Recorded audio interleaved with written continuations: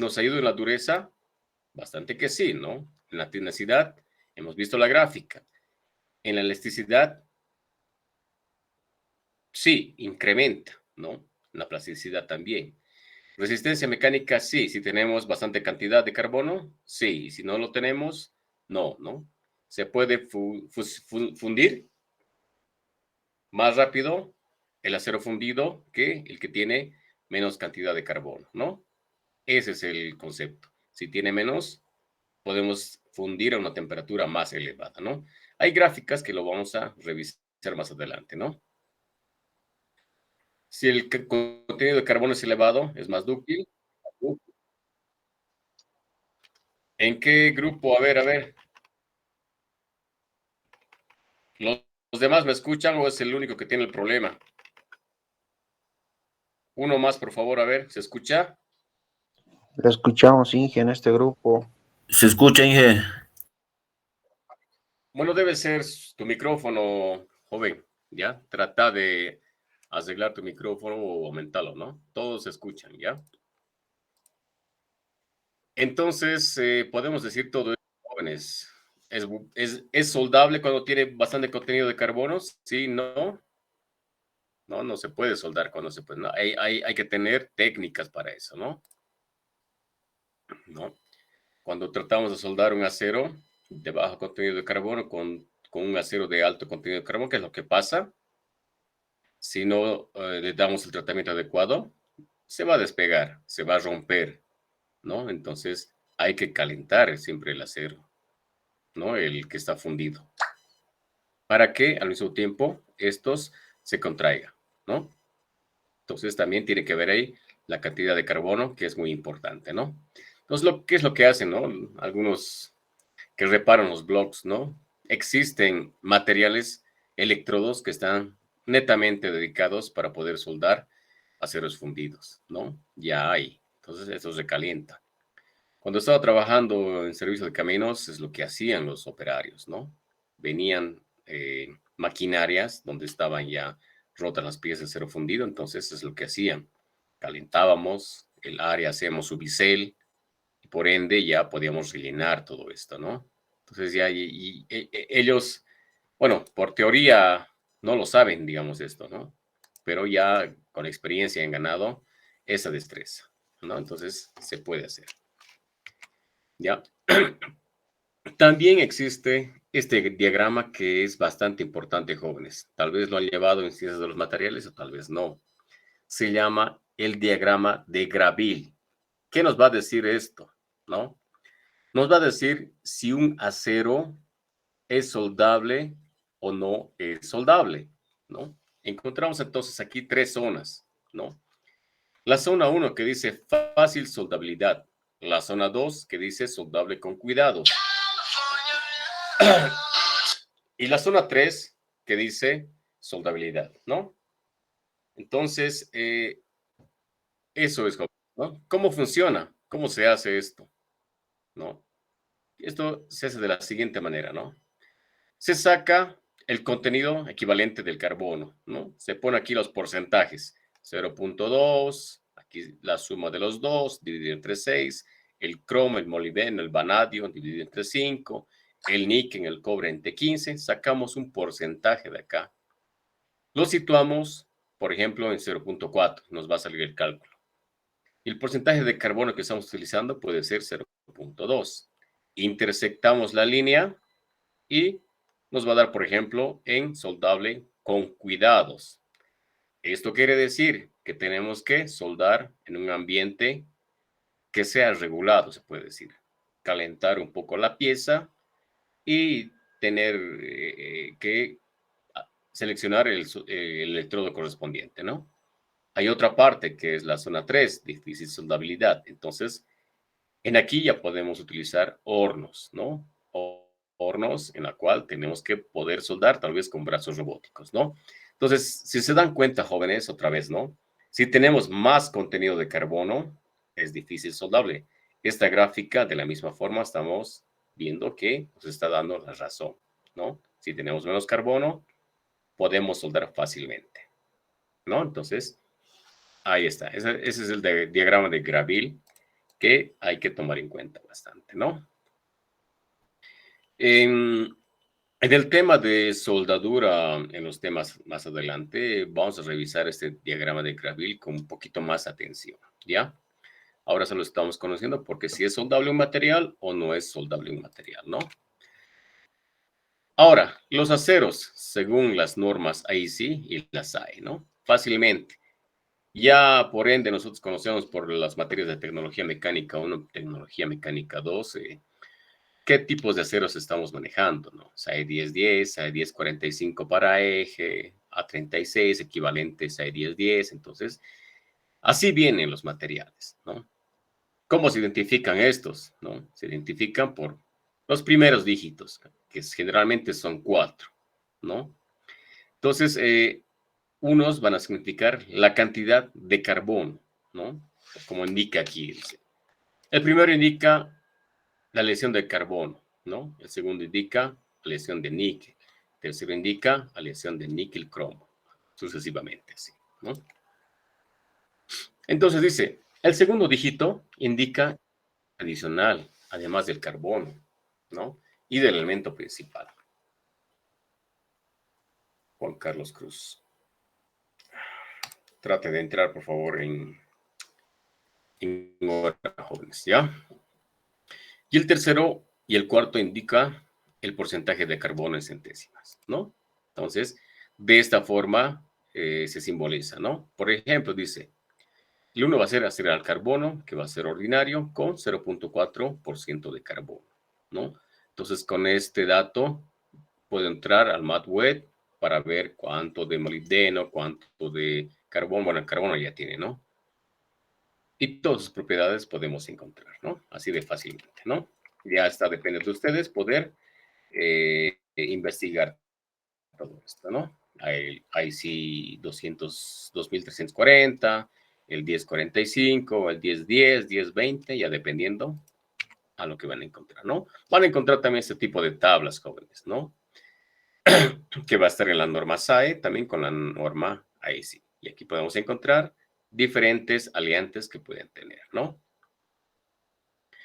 Clasificación de los aceros. Se pueden clasificar en aceros de bajo contenido de carbono, en medio, como también en alto de contenido de carbono, ¿no? Propiedades de los que tienen bajo contenido de carbono, ¿no?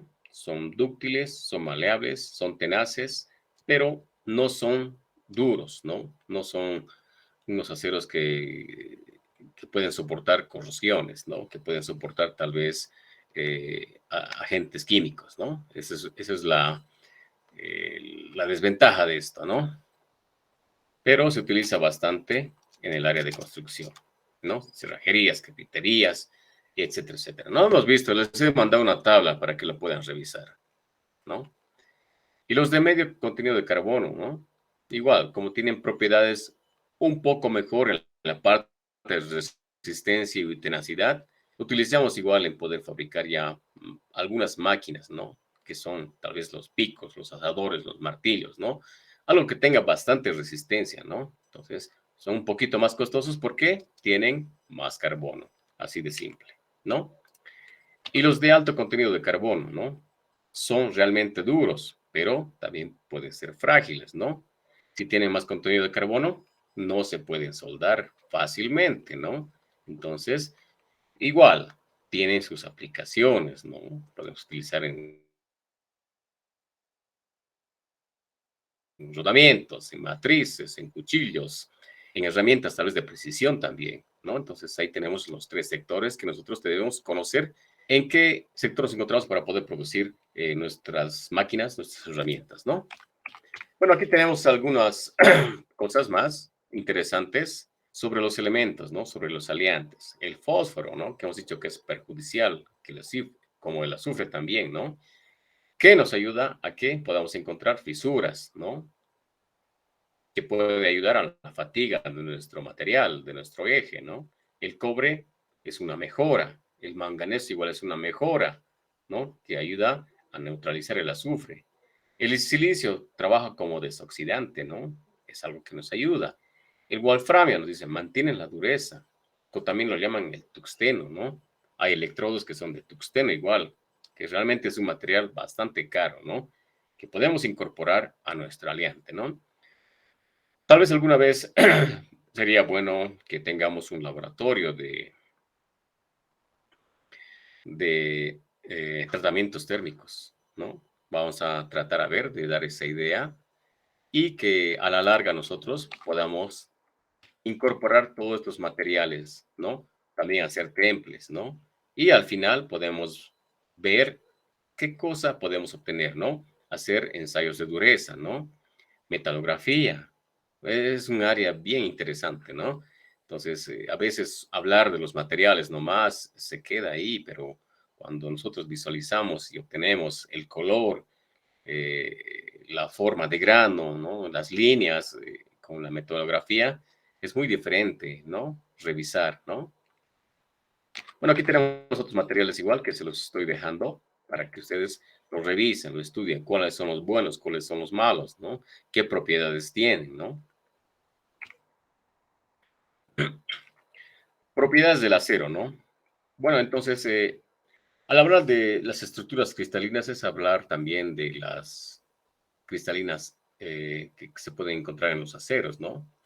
Pueden presentarse en diferentes formas, como vemos acá, jóvenes, ¿no? Las cristalinas, las que son amorfas, las que no tienen forma, entonces podemos encontrar en muchas formas, ¿no? Generalmente, pero en los aceros, si vamos a hablar, vamos a encontrar ese tipo de configuraciones, ¿no? Vamos a encontrar una estructura cristalina que va a ser cúbica centrada en el cuerpo, ¿no? O también podemos ver otros modelos que van a ser cúbicas centradas en las caras, ¿no? Como la siguiente, ¿no? Entonces, ya depende de la configuración, ya depende del tratamiento que le vamos a dar al obtener ese tipo de materiales, ¿no? Como resumen les estoy diciendo, ¿no? Esto recordamos de las ciencias de los materiales, ¿no? Que tenemos aquí. O también puede ver esta forma que es hexagonal compacta, ¿no? También podemos encontrar algunos defectos que podemos ver, defectos intersticiales, ¿no? Al momento de obtener los granos en los materiales, ¿no? Puede existir, por ejemplo, algunos átomos que van a estar en vacancia o algunos átomos que son impurezas, ¿no? Es como una carie, se puede decir esto, ¿no? Por ahí puede empezar el agrietamiento, ¿no? Por ahí puede empezar la falla, ¿no? Entonces es un inconveniente esto, ¿no? O también podemos llamar las dislocaciones, ¿no? Todo esto tiene que ir en línea, como si fuera un tren, ¿no? Cuando se trata de materiales. Pero si tenemos este tipo de dislocaciones, aquí tenemos un espacio, ¿no? Donde fácilmente es más débil ese sector, ¿no? Pueden entrar impurezas inclusivemente, ¿no? Entonces, esto es lo que nos debilita nuestro material, ¿no? Entonces, hay que revisar esto en las metodografías, ¿no? Cada vez que nos llegue materiales que son realmente importantes, más caros que los que utilizamos en el medio, tuviéramos que hacer una metodografía, ¿no? Para ver si realmente encontramos tal vez la falla. Hay muchos petroleros, ingenieros petroleros, que se dedican a hacer esto, ¿no? O también mecánicos, ¿no? Cuando la falla, etcétera, pues tienen que revisar el material, qué es lo que pasa, qué es lo que ha pasado, o en la soldadura tal vez, ¿no? Entonces, esto les digo ampliamente, ¿no? También existen mecanismos de endurecimiento, ¿no? Entonces, cuando nosotros doblamos un material, fácilmente podemos decir, si doblamos un alambre, este difícilmente lo podemos restituir a su estado original manualmente, ¿no? ¿Por qué? Porque se va a endurar, ¿no? Se va a volver duro en la parte central. Entonces, gracias a la deformación que nosotros hacemos, ese material llega a endurarse. Puede que también ese material internamente sea frágil, porque está acumulando tensiones en la parte de la curva. Por ejemplo, esto, ¿no? Si doblamos en estas esquinas de acá, por ejemplo, ¿no? En el ejemplo E. En las esquinas tenemos concentraciones de tensiones, ¿no? Por el endurecimiento, por acritud lo llaman también, ¿no? Es algo que hay que recordar igual, ¿no? Bueno, aquí vemos también una ilustración del metal fundido, ¿no? Cómo comienza a solidificarse, ¿no? Aparecen los primeros cristales de manera independiente, luego se ve un poco más de la masa líquida, ¿no? Aquí un poquito vemos más cómo se están formando los granos, los límites de granos vemos, ¿no? Cómo se forman hasta que se pueda solidificar correctamente, ¿no? Entonces, el tamaño de grano, la norma ASTM lo define con esta tabla, ¿no? Bueno, es un tema un poquito aparte, pero es bueno tocar ese tema, ¿no? Cómo se están formando. Algo que tienen que recordar es esto también, los ensayos de tracción, jóvenes, ¿no? Es muy importante saber esto, ¿no? Cómo trabaja, cómo se grafica esto con una probeta, ¿no? ¿Qué es lo que hacemos primero, ¿no? Traccionamos todo esto, se va a elongar, nos dice, ¿no? Y llega hasta un límite elástico, ¿no? A partir de este elástico, si lo dejamos, esto va a retornar a su posición original, a la longitud cero. Pero si traccionamos más y jalamos más, ya no va a volver a ser su forma ideal, ¿no? Como era antes. Va a seguir deformándose hasta un cierto punto, ¿no? El punto máximo lo vamos a llamar. Vamos a disminuir la tracción. ¿Qué es lo que va a pasar? Va a ir creando una disminución de área en esta parte de acá, ¿no? Que hasta el final se va a romper. Eso dice la fractura nada más, ¿no? Entonces lo mismo pasa, es un poquito la imagen ampliada, ¿no? La zona elástica, la zona plástica, ¿no?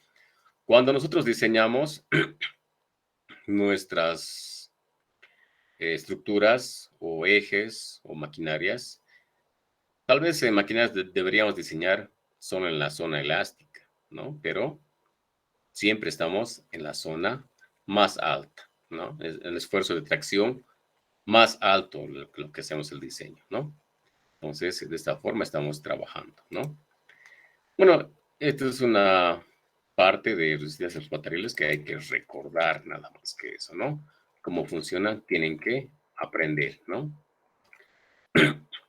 Propiedades mecánicas de diversos materiales a temperatura ambiente, ¿no? Entonces, a medida que nosotros incrementamos la temperatura sobre un material, este va a perder por ende sus propiedades de resistencia, ¿ok?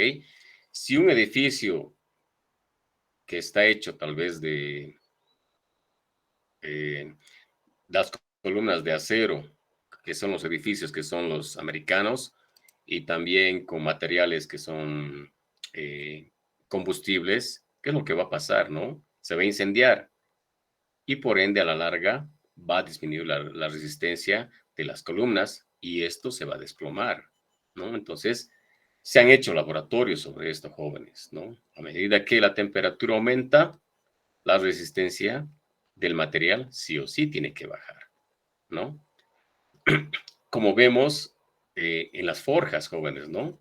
A ver, forjen de la manera que es fría un material, no lo van a lograr con simples aplastamientos manuales, ¿no? Por eso están calentando para deformar más rápidamente, ¿no? Tiene sentido, ¿no? Aquí vemos igual el efecto de la temperatura, ¿no?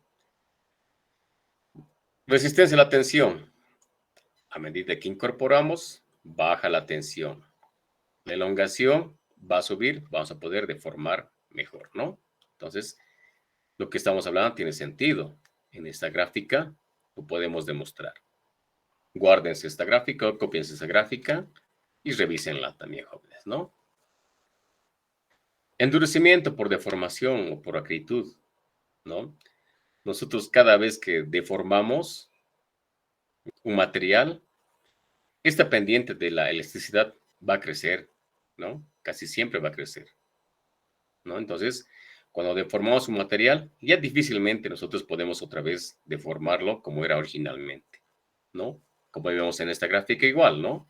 Deformamos el material, generamos más pendiente y tenemos poco espacio ya para poder deformar de la misma forma, ¿no? Porque ha creado una resistencia mayor a la que antes, ¿no?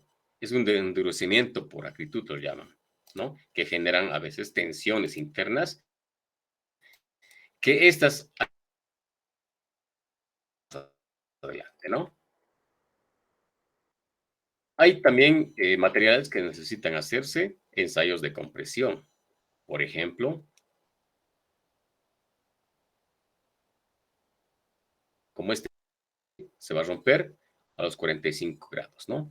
Cuando se va a tratar tal vez de un material que va a ser dúctil, va a tener esta característica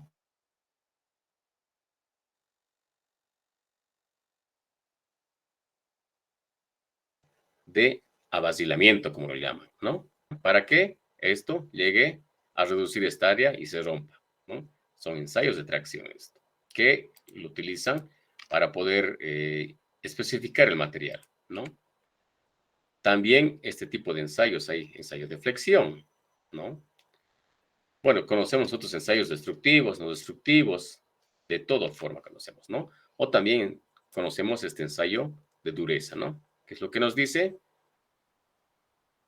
Fácilmente incorporamos, ¿no? Tenemos que hacer una huella con esta herramienta, ¿no? Y a partir de esta herramienta generamos una fuerza. Tiene que marcar, tenemos la profundidad y con esta ecuación podemos demostrar cuánta de dureza Brinell tiene, ¿no? Solamente que esto está en forma de punta, ¿no? Tenemos una altura inicial, una altura 1, una altura 2. Nos vamos a tabla cuánto de profundidad tenemos, ¿no? Primero hacemos una precarga, una carga más fuerte, una carga mínima y tenemos que encontrar cuánto va a ser la huella y nos vamos a tablas y de esta forma determinamos, ¿no? Estos ensayos son realmente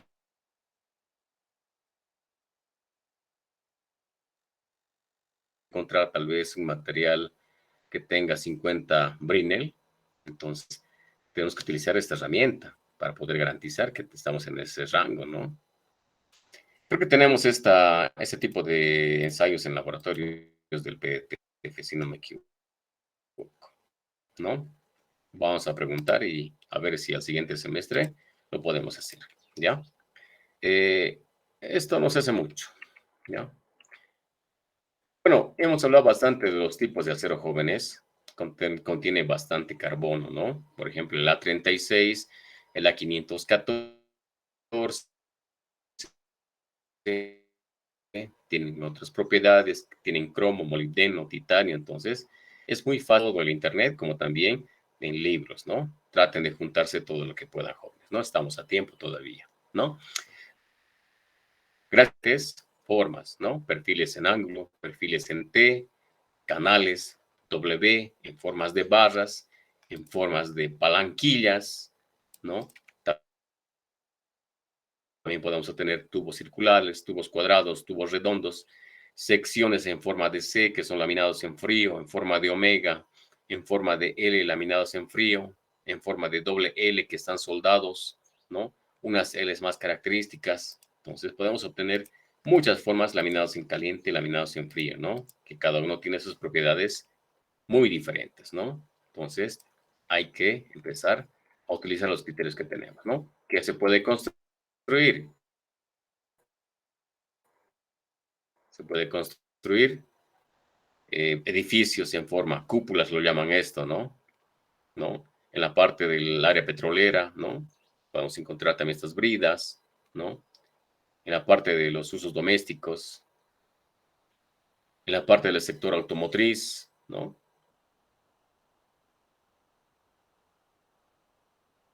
En las generaciones jóvenes, ¿no? Que lo que estamos hablando hoy día se aplica acá, ¿no? Porque tiene acero al carbono, no puede ser acero al carbono, ¿no? Tiene que ser acero fundido porque tiene que tener una dilatación menor, ¿no? Esto no se puede engrandecer el volumen o también reducirse, ¿no? No puede pasar con esto, ¿no? La dilatación va a mayor dilatación, menor contenido de carbono, ¿no? Es lo que estamos viendo, ¿no? Preguntas, adelante, por favor. Vamos.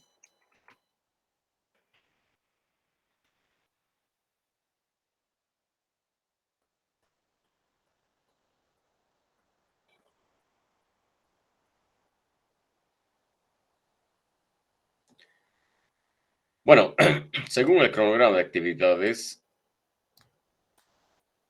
que les he compartido en el aula, estamos llevando materiales de fabricación, vamos a entrar a tratamientos térmicos, ajustes y tolerancias lo podemos ver el día de mañana. Tratamientos es un poco rápido, vamos a recordar simplemente porque ya han llevado en sí de los materiales, ¿no? Entonces trataremos de hacer un poquito más rápido esto, ¿no? Bueno, tratamientos térmicos, déjenme buscar la carpetita. ¿Cuál es ahora? Es esto, creo.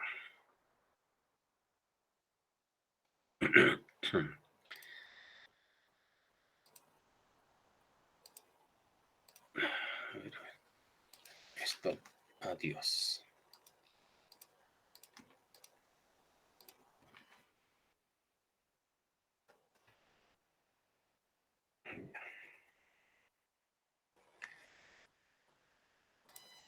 Tratamientos térmicos, ¿no? Entonces es un tema bastante importante para la fabricación de maquinarias, ¿no? Entonces, o de piezas también, ¿no? Es lo que hacemos acá, jóvenes, ¿no? ¿Para qué sirve? Dice. Vamos a mejorar las propiedades mecánicas o también las propiedades físico-químicas, ¿no? Como ser la resistencia, la tenacidad, la dureza, la fatiga, ¿no? Podemos eliminar tensiones internas por acritud. Eso quiere decir cuando doblamos o llegan piezas ya embutidas, nosotros podemos restablecer estas, ¿no? Podemos aliviar las tensiones que tienen internamente, ¿no? O también podemos mejorar la estructura del material, ¿no? La estructura cristalina que está desordenada, que no tiene forma, lo podemos homogenizar, ¿no? También podemos homogenizar contracciones general de elementos químicos, ¿no? Estructuras heterogéneas se pueden formar durante la solidificación. Eso quiere decir que podemos eliminar las impurezas que tenemos dentro de nuestro material, ¿no? ¿Cómo funciona? ¿Cómo se hace esto, no? Fácilmente tenemos estas gráficas, ¿no? Estas gráficas nos van a mostrar los cambios de fases que vamos a tener sobre nuestro material, ¿no? ¿Qué es lo que interesa aquí más que todo? Que con nosotros, nuestro material que sea de alto contenido de carbono o bajo contenido de carbono, pueda llegar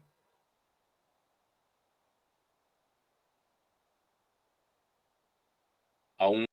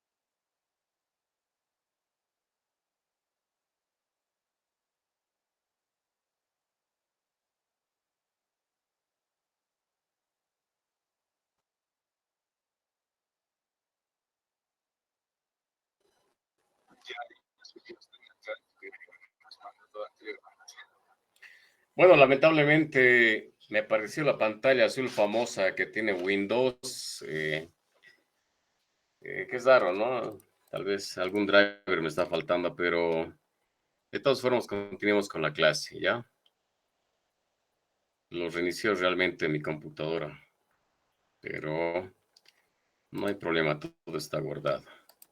Entonces, estamos hablando de los tratamientos térmicos, ¿no, jóvenes? Voy a compartir la pantalla nuevamente a toditos para que podamos terminar con este capítulo que es de tratamientos térmicos, ¿ya? Estamos recordando, jóvenes, vamos a refrescar simplemente lo que han avanzado en ciencia de los materiales, ¿ya? A ver, me falta la última sala, creo, compartir.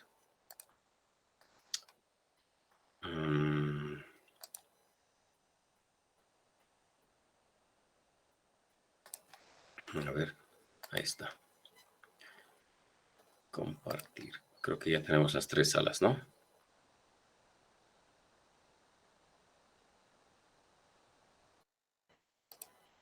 Muy bien. Continuemos entonces, ¿no?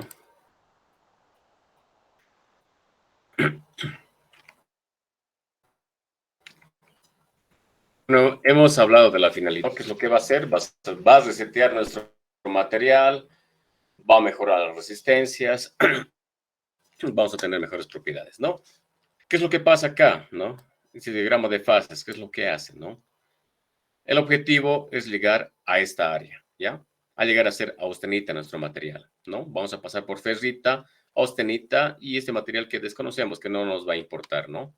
Entonces, austenita se va a encontrar en esta parte de ese sector, ¿ya? Solo simplemente es una ampliación, ¿no? Entonces, el punto más importante o el punto característico que podemos encontrar es el punto eutectoide de los materiales, que se encuentra a 0.77% de carbono, ¿no? ¿Qué quiere decir esto? En este diagrama característico, podemos decir que, por un lado, podemos tener los aceros que son hipereutectoides o los hipoeutectoides, ¿no? Hemos dicho que los fundidos están a partir del 2.1, ¿no? También podemos apreciar que en ese sector podemos encontrar los materiales que son la ferrita y la cementita. En este lugar, lo que estamos como objetivo, ¿no? Llegar a la austenita.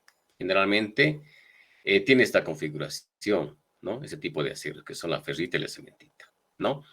Entonces aquí tenemos una temperatura crítica que está bien señalada acá, ¿no? Entonces esa temperatura,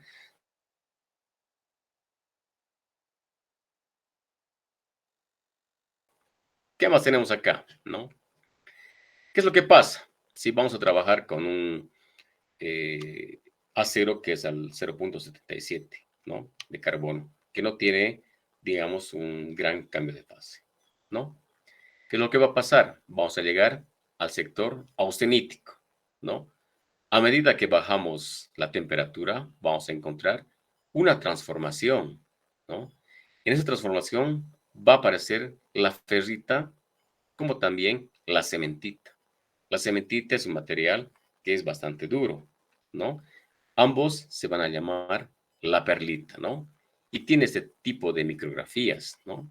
Por un lado podemos encontrar la cementita en el sector blanco y la perlita en los sectores negros, ¿no? Entonces, esta es una reacción que ocurre generalmente en esos sectores, ¿ya?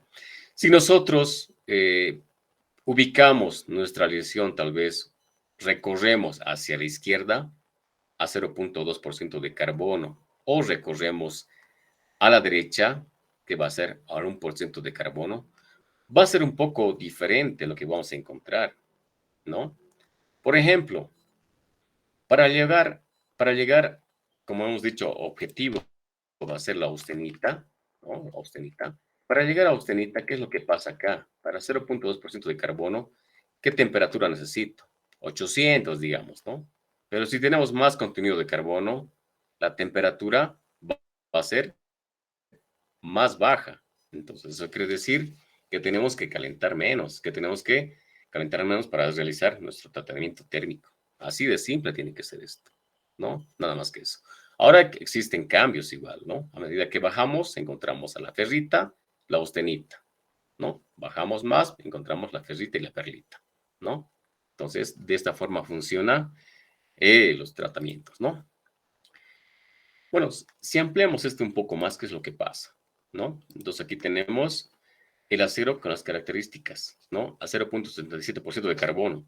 ¿Qué es lo que pasa? ¿No? Vamos a encontrar, primera parte, elevamos la temperatura en un acero que va a ser hipoeutectoide, ¿no? Eso estamos hablando a partir de este límite, ¿no? De 0.8, 0.77 hacia la izquierda se va a llamar aceros hipoeutectoides. Hacia la derecha va a ser hipereutectoides, ¿no? Nada más que eso. Hay que recordar nomás eso, ¿no? ¿Qué es lo que pasa a la izquierda, ¿no? Vamos a encontrar la austenita, va a aparecer los primeros granos de la ferrita, vamos a seguir bajando, entonces la ferrita va a crecer en los límites de grano, se va a formar la perlita en forma de negra y vamos a tener las perlitas un poco más reducidas, ¿no? Y si vamos a tener por el otro lado, hacia la derecha, los hipereutectoides, va a ser casi similar, ¿no? Vamos a tener la austenita, vamos a ver la aparición de la cementita, luego vamos a tener un poco en los límites de los granos de la austenita, la cementita, vamos a crear la perlita, ¿no? Entonces, este material es bastante duro con respecto a esto, ¿no? Por la capacidad de contener el carbono, ¿no? Así se funciona esto. Ahora sí, vamos a ver, fíjense, ¿no? Las durezas, ¿no? ¿Cuál es más duro? Los que tienen más contenido de carbono, ¿no? Tienen este tipo de configuraciones. La cementita hemos dicho que es más duro. Por eso se encuentran en los límites de los granos, ¿no? Este material que es perlita es también duro, pero más blando va a ser la ferrita con la perlita, ¿no? Porque vamos a tener bajo contenido de carbono, ¿no? Aquí tenemos otra más contenido de carbono, que es la ferrita y la cementita, ¿no? Ahora, para templar, todos sabemos que calentamos nuestro acero y también lo tenemos que enfriar, ¿no? Pero si dejamos que esto se enfríe lentamente, ¿qué es lo que va a pasar, jóvenes? ¿No? Se va a difundir los átomos. Vamos a tener este tipo de configuraciones, que va a ser la ferrita más la cementita, ¿no? Entonces, ese tipo de materiales no nos sirve, digamos, si vamos a utilizarlo para que resista, ¿no? Si queremos que sea duro, ¿no? Para eso nosotros tenemos que enfriarlos rápidamente. ¿Qué es lo que pasa cuando enfriamos rápidamente? Ocurre esto, ¿no? Tenemos otro tipo de configuraciones. ¿Qué lo vamos a llamar? Martensita. Entonces, martensita es un material que realmente es duro, ¿no? Simplemente eso. Ya. Entonces, los enfriamientos, ¿qué es lo que dice acá? ¿No? La martensita sólida sobresaturada del carbono es una red tetragonal, ¿no? Pueden ser tetragonales en formas de cuchillas, pueden ser, ¿no? Al microscopio parece como una estructura acicular o en forma de agujas. Esta estructura es muy dura, resistente y frágil, ¿no? Entonces, tenemos que nosotros alguna vez tener, poder visualizar esto con un microscopio, ¿no? Aquí tenemos, ¿no? Martensita al temple, martensita austenita retenida, ¿no? Este es un correcto temple, mientras este es un temple que se ha realizado bruscamente, ¿no? Rápidamente se ha hecho el enfriamiento, entonces por eso tenemos este tipo de configuraciones. Esto realmente es frágil, ¿no? Se cae y rápidamente se llega a romper, ¿no? También podemos conocer la vainita superior y la vainita inferior, ¿no? Entonces, este material es un intermedio, ¿no? Es un intermedio. ¿Quién está entrando?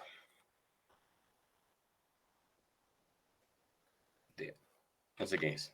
Ya, vamos a continuar, ¿no? Entonces, es un temple que se puede decir que está en equilibrio, ¿no? Que tiene propiedades de resistencia, de dureza, no tanto como la martensita, ¿no? Y también tiene ductibilidad, que lo vamos a ver más adelante, ¿no? Vainita superior, vainita inferior, ya depende en qué temperatura lo podemos nosotros enfriar, ¿ya?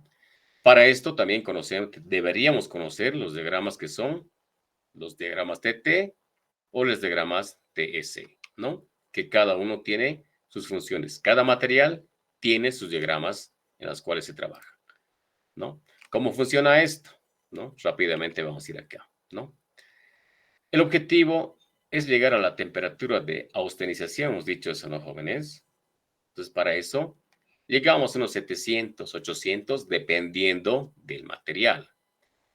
Ahora, si nosotros queremos templar, tenemos que enfriar rápidamente, controlada, ¿no? Entonces, enfriamos rápidamente. Por ejemplo, aquí a los 20 segundos hemos enfriado. Estas son curvas características que tiene nuestra gráfica, nuestro material, SAE 1020, 1030, ¿no? Son las curvas características que debería tener. En cada sector nos encontramos perlita, vainita y aquí martencita, ¿no? Si queremos tener martencita, bajamos directamente, ¿no? A 20 segundos desde 800, sin tocar esta curva.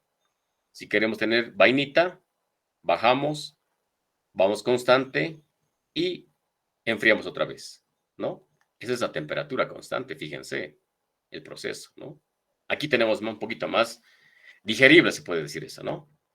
Llegamos a la temperatura de austenización, 700, 800 grados, ¿no? Quiero obtener martensita, un material realmente duro. ¿Qué es lo que voy a hacer? No voy a tocar esta nariz con mi gráfica. Voy a bajar directamente acá. Bajo a los 10 segundos, digamos, ¿no? Obtengo martensita. Obviamente que este tiene su grado de dureza, ¿no? 10 Brinell, 20 Brinell, ¿no? O Rockwell también puede ser, ¿no? Ahora, si yo quiero obtener perlita, ¿qué es lo que hago? Me trazo acá, bajo la temperatura, lo mantengo constante, llego hasta el sector de perlita y ya puedo enfriar al aire libre. Recuerden cuando nosotros estamos bajando, bueno, manteniendo la temperatura constante, lo hacemos en hornos, ¿no? Fácilmente lo hacemos en hornos. Y al aire libre terminamos de enfriar, ¿no? Aquí tenemos tiempos igual. Si quiero obtener vainita superior o inferior, cada uno tiene sus propiedades, ¿no? Entonces, bajo, mantengo la temperatura y lo dejo al aire libre, ¿no? Mantengo la temperatura en un horno. Martencita, ¿no? Bajo directamente acá, ¿no? Entonces, estas son curvas de cada material, jóvenes. SAE 1020, 1045. Esas curvas nos van a indicar si se puede templar o no se pueden templar, ¿no? A veces estas curvas pueden llegar a ser tangentes con esta línea, ¿no? Entonces, esto quiere decir que yo no puedo templar, ¿no? Bajo, va a chocar mi curva. Voy a poder lograr hacer nomás perlita, tal vez, perlita fina, tal vez vainita, ¿no? Más que todo perlita. Entonces, no se puede algunos materiales poder templar, ¿no? Los que son bajo contenido de carbono, ¿ya? Entonces, lo que nos dice estos diagramas que son los TTs, ¿no? Por ejemplo, aquí vemos, jóvenes, un diagrama que dice es el acero 1080. Fíjense esta gráfica que tiene la nariz, ¿no? Se puede templar, claro, pero con un poco de dificultad, ¿no?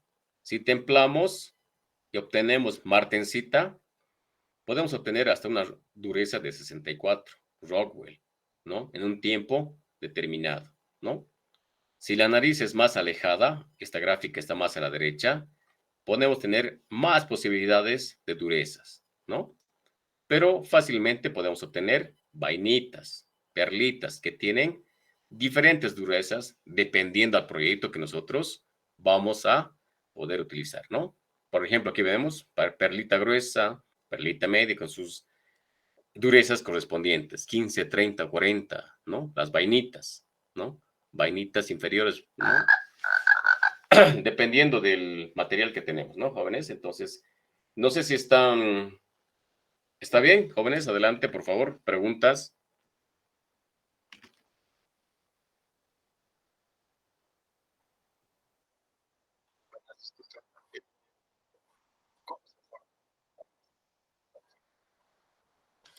Esta nariz es una característica de cada acero. ¿ya? Si la nariz, que vemos acá en la imagen, se acerca bastante a la pendiente, bueno, perdón, a esta línea de temperaturas, eso quiere decir que el material que estamos utilizando tiene bajo contenido de carbono. No se puede templar, porque hacemos una línea de aquí hasta abajo, ¿recuerdas eso? Entonces, si choca la nariz, directamente vamos a hacer una línea horizontal, ¿no? A ver, vamos a dibujar eso, a ver. ¿Dónde está mi lápiz? Esto es pluma, ¿no? Simplemente hacemos esto, ¿no? Vamos a una temperatura. Si queremos templar, bajamos por acá, ¿no? 10, 15, digamos, ¿no? Ya obtenemos la rotura. Ahora, si mi nariz, esta nariz, vamos a dibujar, a ver, con este mismo color, llega hasta acá, nunca voy a poder templar, ¿no? De aquí voy a bajar directamente y me voy a ir a perlita. Nunca voy a llegar a martencita, ¿no? ¿Y eso por qué ocurre? Uno, es porque tenemos bajo contenido de carbono, ¿no? Otro, que tenemos impurezas, ¿no? Que vamos a verlo acá, ¿no? ¿Qué es lo que dice? El aumento del contenido de carbono de los elementos, ¿no? Desplaza las curvas hacia la derecha. Los elementos de aleación nos van a ayudar también a que esta curva se pueda desplazar, ¿ya? Los elementos que nos van a perjudicar en el templano van a ser las impurezas, las segregaciones, cuando un material está maltratado, ¿no? Entonces, no nos ayuda esto bastante en el tema, digamos, del temple. Otro tema que nos va a ayudar a que esta curva vaya hacia la derecha es el tamaño del grano, ¿no? Entonces, a medida que el tamaño del grano es pequeño, nos va a ayudar a que la curva esta se vaya hacia la derecha, ¿no? Entonces, esos son los conceptos básicos de poder utilizar un templado controlado, un templado a temperatura constante. Adelante.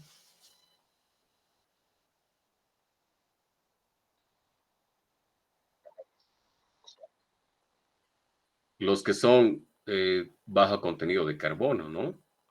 A partir, digamos, del 0.22, si no me equivoco, no se pueden templar. Existen materiales.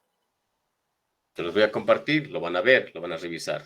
No se pueden templar. Podemos llegar máximo a hacer perlita, ¿ya?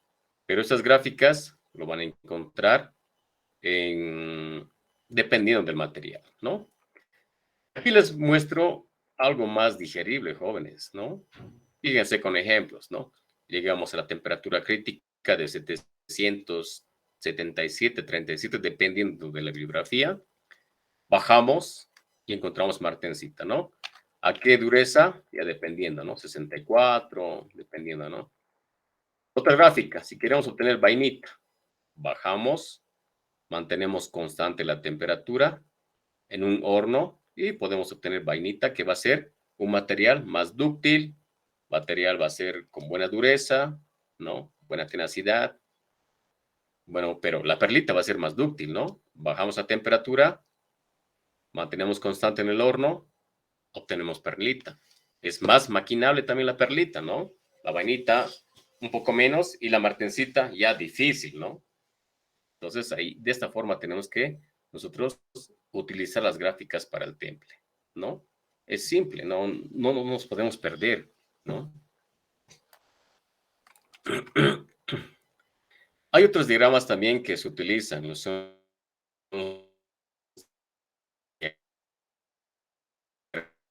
diagramas TEC, ¿ya? Estos diagramas lado, ¿no? Que está en un horno, mientras este enfriamiento se lo hace a velocidades, ¿no? Controladas, pero estos se los hace en, en salmuera.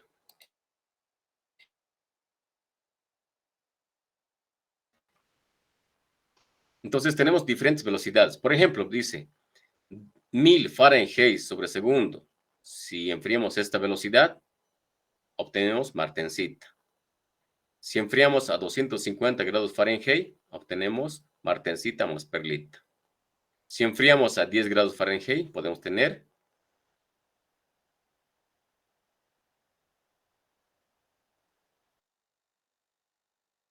esta es otra forma de que nos ofrece, ¿no? Las diagramas en forma de TEC, ¿no? Transformación, enfriamiento continuo. Ya, es otra gráfica que nos pueden mostrar, ¿no? Tenemos un material, digamos, este material de acero de 0.2% de carbono y 78% de manganeso y etcétera, etcétera, etcétera, ¿no? Igual aquí nos muestra las velocidades de enfriamiento, 5400, 2200, y qué queremos obtener acá, ¿no? Es otro diagrama que se utiliza. Bueno, tratamientos térmicos, ¿no? ¿Qué es el recocido? ¿No? Simplemente el recocido es eliminar tensiones y homogeneizar la estructura. A veces llegan materiales que están, tal vez, si hacemos una metalografía, ¿no? Tenemos que revisar, ¿no? Tal vez está mal su estructura atómica, tal vez, y gracias al recocido podemos eliminar tensiones. ¿Cómo funciona? Hay que calentar, ¿no? Calentamos el material hasta una temperatura subcrítica y luego lo enfriamos al aire libre. Nada más, ¿no? ¿Cómo se hace el enfriamiento? Se dice media, dice, para un espesor de media tiene que ser 1 hora por pulgada de espesor, dice, ¿no? 1 hora de pulgada por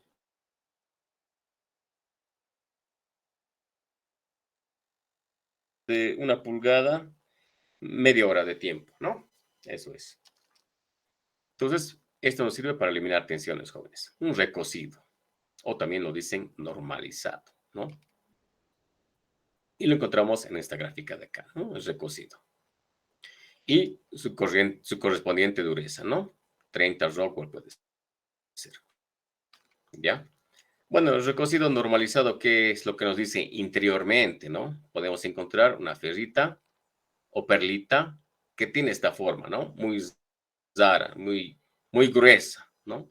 Si nosotros normalizamos y hacemos el recocido, podemos encontrar una perlita más fina, pero tiene que pasar por todos los procesos, ¿no? Llegamos a la parte de ferrita austenita, austenizamos, enfriamos y llegamos a ese sector, ¿no? Lo que hemos visto en los diagramas, ¿no? Recocido total o de regeneración, ¿no?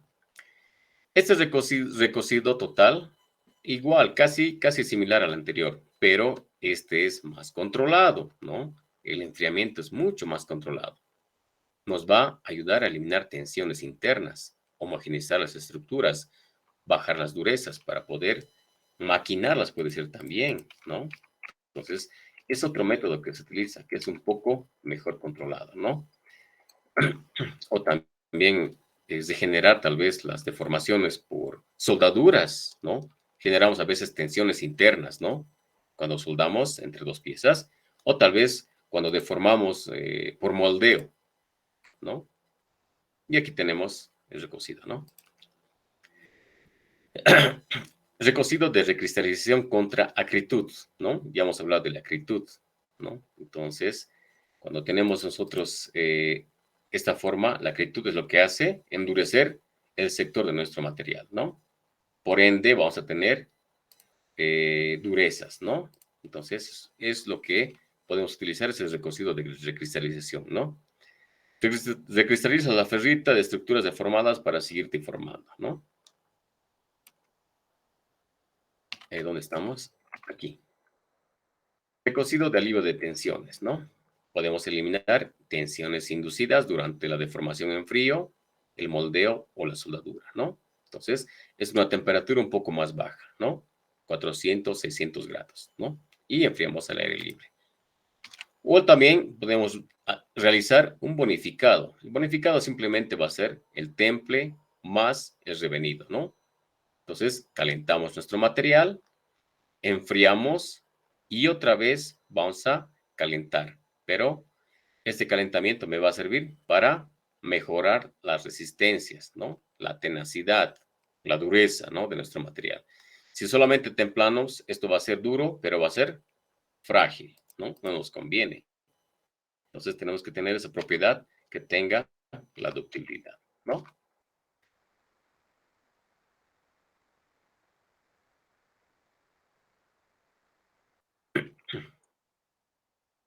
Todo está acá en resumen. Adelante.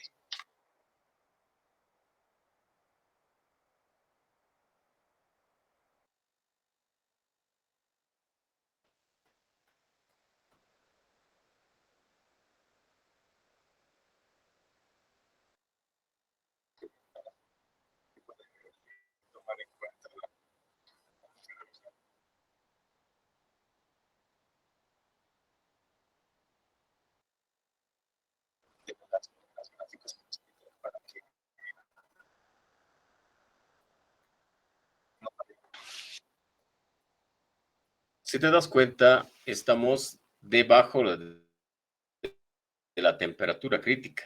Llegamos a la ausenización, ¿no ve? Entonces, suficiente enfriar esto a 400, a 600 grados y logramos el recocido de esta forma, ¿no? Eso se enfría al aire libre. No llegamos a la austenización como tenemos que ver en estos, bueno, aquí, austenítica, ¿no? Estamos en otro sector. No modificamos mucho la estructura.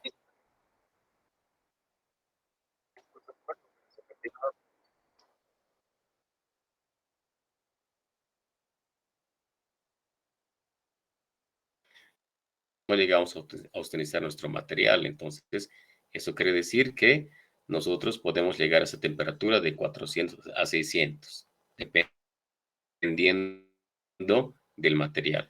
Estos datos se encuentran en tablas de cada material, solo que están en un rango de esto, ¿no? Puede ser 450, el 1010, el 1045, ¿no? Entonces, es suficiente llegar. Y como decía, ¿no? Por cada pulgada hay que enfriar un tiempo correspondiente, dice, ¿no? De esa forma se tiene que hacer el recocido. ¿Ya? Bueno, entonces aquí estamos, ¿no? Bonificado. Los dos van acompañados y tenemos que obtener mejores resistencias, mejores tenacidades, ¿no?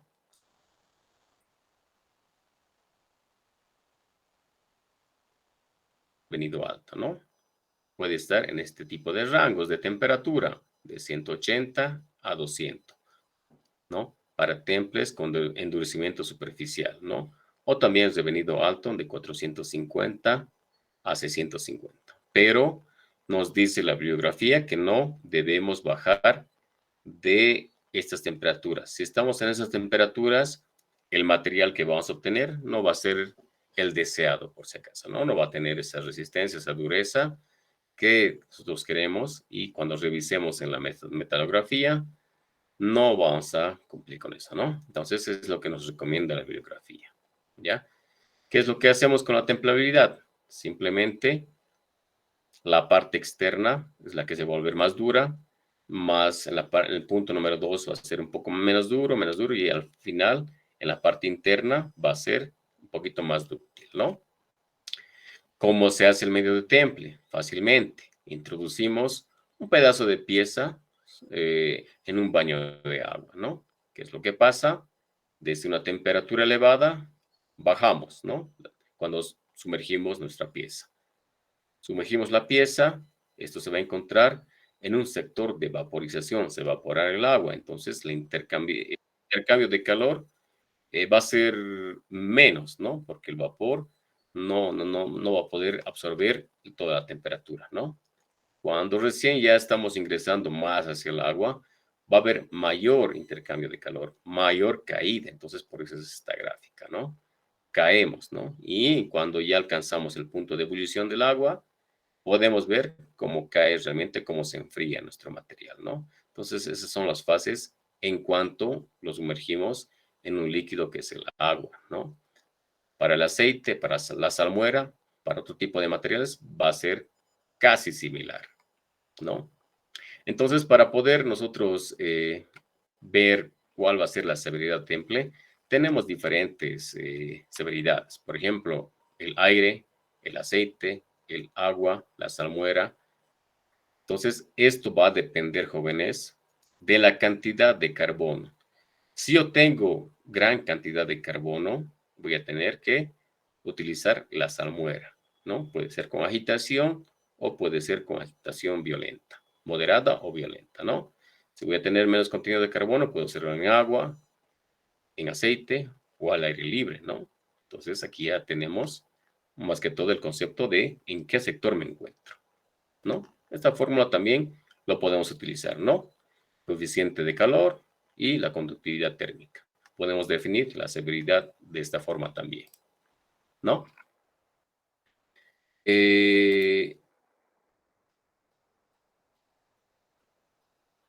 ¿Quién es este Douglas? Recién creo que está llegando, ¿no? Lo vamos a votar. Aquí entre nomás ya. Bueno, hasta aquí es el tema de tratamientos térmicos, jóvenes. Es un recordatorio. Esta presentación igual se los voy a compartir para que ustedes lo revisen.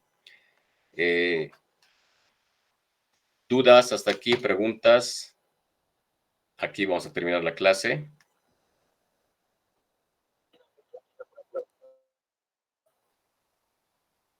Adelante.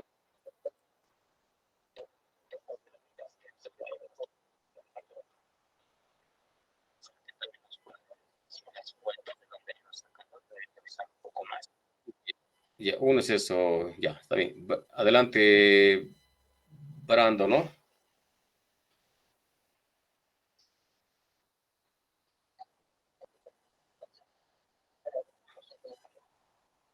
Correcto, correcto, correcto. Es que tienen esos son los hiper. No, hipertetoides son los que tienen del 0,8% de carbono hacia abajo. Los hiper son de 0,2 hasta el 2,1%. Recordemos que el 2,1% es el límite para que se vuelvan fundidos, ¿no? Fundidos son de 2,1 para adelante y aceros de, claro, los hipereutectoides son de desde 0,8% de carbono hasta 2, digamos, ¿no? 2,12. Esos son los hiper. Y los hipo hacia el otro lado, de 0,8 hacia abajo. ¿Eh? Entonces, hipos son un poco ya difíciles, no digo la mayoría, mientras más bajamos el contenido de carbono, la nariz va a crecer, vamos a tener esa nariz pegada, digamos, a la línea de la temperatura, entonces vamos a llegar a obtener más que todo martensita, ¿no? Entonces, podemos averiguar que la martensita va a tener su grado de dureza, ¿no? Pero perdón, la perlita, ¿no? La perlita o la vainita, ¿no? Pero tienen beneficios también, jóvenes, ¿no? Se puede maquinar, se puede obtener una dureza que podemos utilizarla en herramientas también, ¿no? Tiene su beneficio.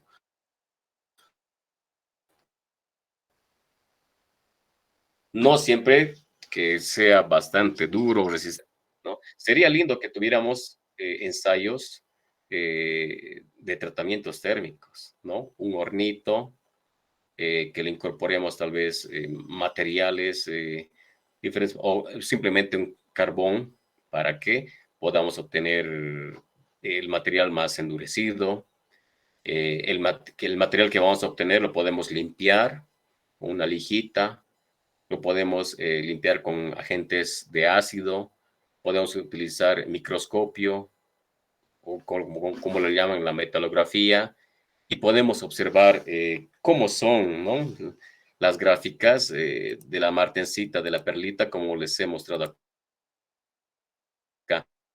Poder, digamos, aprender a diferenciar